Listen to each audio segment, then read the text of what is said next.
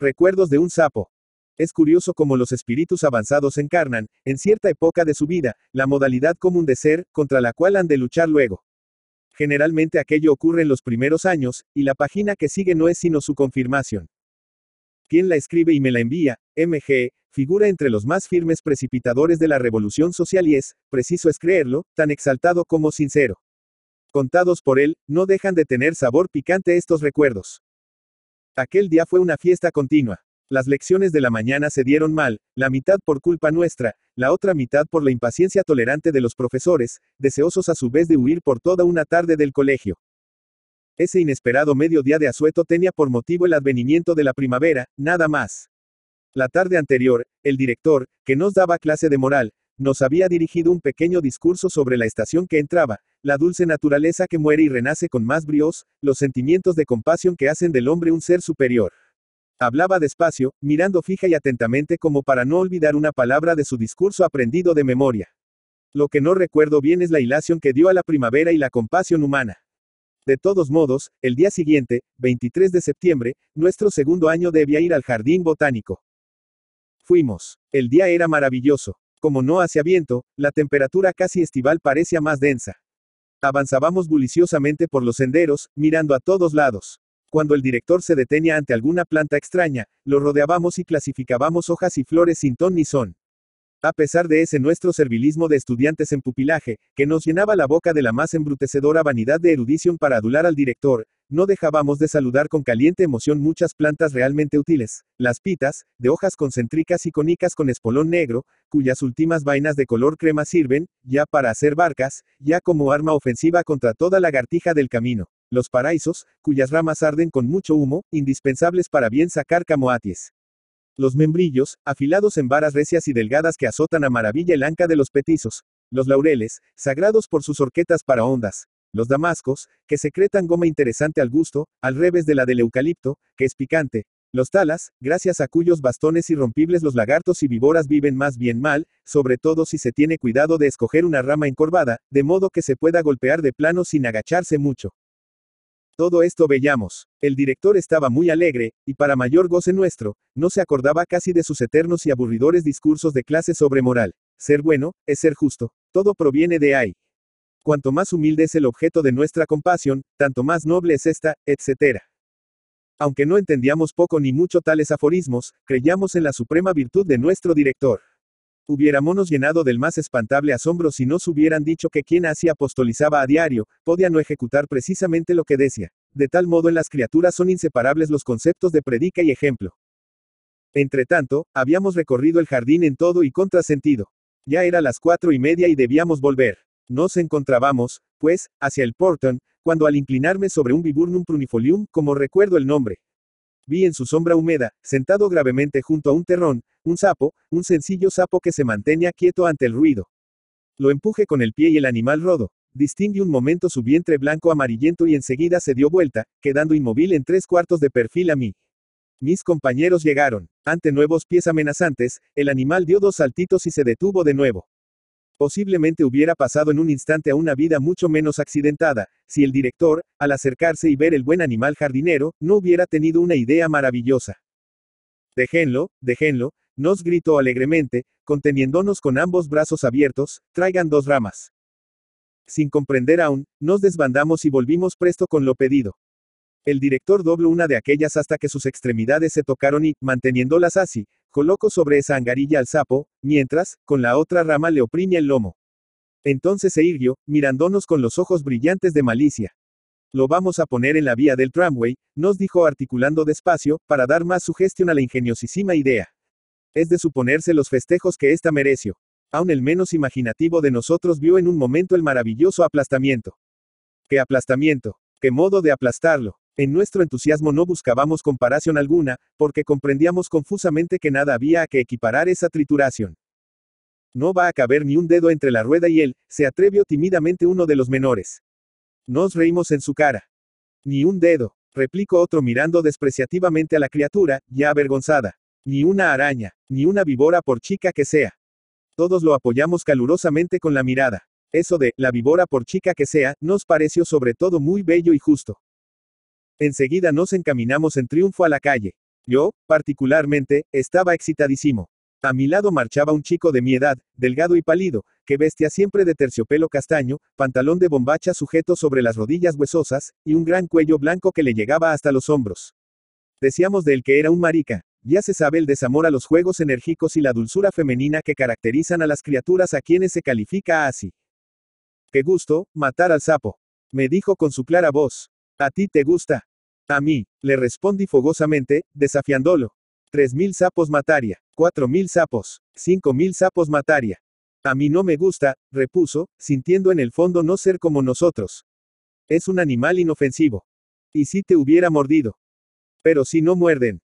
Oh, no seas idiota. Como se te quedan las lecciones de moral. Y lo deje para ir adelante. En un momento el sapo estuvo colocado sobre la vía, y pronto para proporcionarnos la más dulce emoción. Hablábamos todos a la vez. El director alentaba el entusiasmo. Ahora van a ver, nos decía, conteniendo siempre nuestra impetuosidad con sus brazos. Ahora verán cuando pase el tramway. Esperen, esperen, todos van a ver. Gozaba más que todos nosotros, ya que él había tenido la idea. El animalito se mantenía mal sobre el riel, relevado en aquellos días. Resbalaba a cada instante una pata. Miraba atentamente con sus ojos saltones, sin comprender nada. Un coche se desprendió por fin de la estación, comenzó a crecer y en un momento estuvo sobre nosotros. El motorman, inquieto de lejos al ver los muchachos alineados sobre la vía, se serenó al aproximarse y ver nuestra atención de lo que se trataba. Sin embargo, la posibilidad de haber tenido que detener el coche hizo que continuara el naciente mal humor, y al ver un hombre de barba dirigiendo escrupulosamente la matanza de un sapo, gritó al pasar. ¡Qué valiente! No cabe duda de que el buen motorman no había visto nunca por ese lado el acto de matar un sapo. Una cobardía. Pero es creíble que el contraste entre el grupo triunfante y el pobre animal le sugirió esa expresión que no sentía. El coche iba ya lejos. El director, que había oído bien, lo siguió con los ojos, más sorprendido que otra cosa. Al fin se volvió a nosotros, tomándonos de testigos. ¡Qué imbécil! ¿Oyeron lo que dijo? A todos nos pareció también una imbecilidad. ¡Qué estúpido! Se volvió a acordar al rato, camino del colegio. En verdad, ninguno recordaba más el sapo. Pero poco a poco comenzó a inquietarme vaga vergüenza. Lo que el motorman no había sentido al calificar nuestra hazaña, lo sentía yo ahora. Posiblemente mi ruda susceptibilidad de muchacho criado en el campo entraba no poco en esto. Bella planteada así la gracia, un hombre y 24 muchachos martirizando a un animal indefenso. Si el animal hubiera sido más grande, pensaba, más fuerte, más malo, si hubiera podido defenderse, en una palabra, el director nunca se hubiera atrevido a hacer eso. En mi condición de muchacho primitivo, y por lo tanto cazador, yo había visto siempre un enemigo de mi especie en todo animal huraño, en especial en los que corren ligero. Había muerto no pocos sapos indefensos, cierto es, pero si en aquellos momentos hubiera oído decir a alguien, es fácil matarlo porque no puede defenderse, enseguida hubiera dejado caer la piedra. No habría precisado mayores razones de humanidad, que por otra parte no hubiera comprendido. Yo era un cobarde al hacer eso, y me bastaba. Pensando esto surgió nítido entonces el recuerdo de una pelea al que rompí el muslo de una pedrada, una tarde después de muchas de acecho en que no pude tenerlo a tiro. El animalito quedó tendido, gimiendo. Al verlo así, toda mi animosidad desapareció y lo levanté en los brazos, sosteniéndolo contra el pecho, arrepentido hasta el nudo en la garganta de mi hazaña. Mi único deseo, pasión, mientras lo vi quejarse dulcemente, boqueando y sin tratar ni remotamente de morderme, fue que no muriera, para cuidarlo y quererlo siempre. Pero al rato murió. Este recuerdo acervaba la impresión del pobre sapo, sentíame lleno de póstumo amor por él, cobardemente muerto entre 25 personas que habrían disparado si el mísero animal hubiera podido hacer la más leve resistencia. Mi indignación no iba hasta el director, porque me ensañaba valerosamente con mi propia humillación. Y cuanto más rabia sentía contra mí mismo, más la sentía por el muchacho de rodillas al aire, pues comprendía que él tenía razón al exponerme la inutilidad de nuestra gracia, y yo no quería concederle eso. Si hubiera habido otro sapo lo habría deshecho a patadas, para probarle que yo no era capaz de sentir ridícula compasión de un sapo. Me acerqué a él perversamente. Le dije, refiriéndome al de la vía. Revento. O ya la hubiera otros. Sin embargo, a la tarde sucedió la noche con nuevas impresiones, y aun aquella había sido demasiado aguda y precoz para que durara. No me acordaba del sapo sino a ratos perdidos, y más que todo porque pensaba contarle la aventura a Papa, para que viera qué clases de moral práctica nos daba el director. En el fondo, lo que yo buscaba eran los aplausos de Papa por mis sentimientos generosos. Efectivamente, el primer domingo de salida le conté todo a Papa. Pero, contra lo que yo esperaba, ni hallo nada ciertamente reprensible en el proceder del director, ni se explico mis indignaciones sin objeto. Como yo, cortado, comentara un poco el caso, bastante dudoso de mi pretendida humanidad, Papa me miró sorprendido e irónico. Cuidado, me dijo, por ahí se va al anarquismo. Me quedé frío. Sí, agrego empujándome del hombro para que lo dejara en paz, con la compasión a los sapos se empieza. Yo tenía ideas vagas y heroicas sobre lo que nombraba Papa, como defender grandes y nobles causas, odiar hasta morir y especialmente tirar bombas. Pero al saber que, en vez de eso, el anarquismo consiste en tener compasión a cualquier cosa, un sapo, me avergonzo profundamente de mis veleidades de humanidad, hallando completamente ridículo lo que había sentido tras la aventura del jardín botánico. Estas son las primeras lecciones prácticas de moral que recibí y me di a mí mismo. Horacio Quiroga. Horacio Silvestre Quiroga Forteza, Salto, Uruguay, 31 de diciembre de 1878, Buenos Aires, Argentina, 19 de febrero de 1937, fue un cuentista, dramaturgo y poeta uruguayo. Fue el maestro del cuento latinoamericano, de prosa vivida, naturalista y modernista. Sus relatos, que a menudo retratan a la naturaleza bajo rasgos temibles y horrorosos, y como enemiga del ser humano, le valieron ser comparado con el estadounidense Edgar Allan Poe. La vida de Quiroga, marcada por la tragedia, los accidentes y los suicidios, culminó por decisión propia, cuando bebió un vaso de cianuro en el Hospital de Clínicas de la ciudad de Buenos Aires a los 58 años de edad, tras enterarse de que padecía cáncer de próstata. Seguidor de la escuela modernista fundada por Rubén Darío y obsesivo lector de Edgar Allan Poe y Guy de Maupassant, Quiroga se sintió atraído por temas que abarcaban los aspectos más extraños de la naturaleza, a menudo teñidos de horror, enfermedad y sufrimiento para los seres humanos. Muchos de sus relatos pertenecen a esta corriente, cuya obra más emblemática es la colección Cuentos de amor, de locura y de muerte. Por otra parte, se percibe en Quiroga la influencia del británico Sir Rudyard Kipling, Libro de las Tierras Vírgenes, que cristalizaría en su propio Cuentos de la Selva, delicioso ejercicio de fantasía dividido en varios relatos protagonizados por animales. Su Decálogo del perfecto cuentista, dedicado a los escritores noveles, establece ciertas contradicciones con su propia obra. Mientras que el Decálogo pregona un estilo económico y preciso, empleando pocos adjetivos, redacción natural y llana y claridad en la expresión, en muchas de sus relatos Quiroga no sigue sus propios preceptos, utilizando un lenguaje recargado, con abundantes adjetivos y un vocabulario por momentos ostentoso.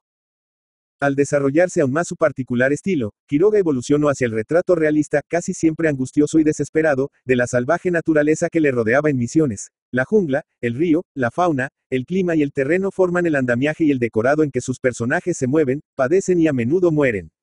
Especialmente en sus relatos, Quiroga describe con arte y humanismo la tragedia que persigue a los miserables obreros rurales de la región, los peligros y padecimientos a que se ven expuestos y el modo en que se perpetúa este dolor existencial a las generaciones siguientes. Trató, además, muchos temas considerados tabú en la sociedad de principios del siglo XX, revelándose como un escritor arriesgado, desconocedor del miedo y avanzado en sus ideas y tratamientos. Estas particularidades siguen siendo evidentes al leer sus textos hoy en día. Algunos estudiosos de la obra de Quiroga opinan que la fascinación con la muerte, los accidentes y la enfermedad que lo relaciona con Edgar Allan Poe y Baudelaire, se debe a la vida increíblemente trágica que le tocó en suerte. Sea esto cierto o no, en verdad Horacio Quiroga ha dejado para la posteridad algunas de las piezas más terribles, brillantes y trascendentales de la literatura hispanoamericana del siglo XX. Información extraída de la Wikipedia.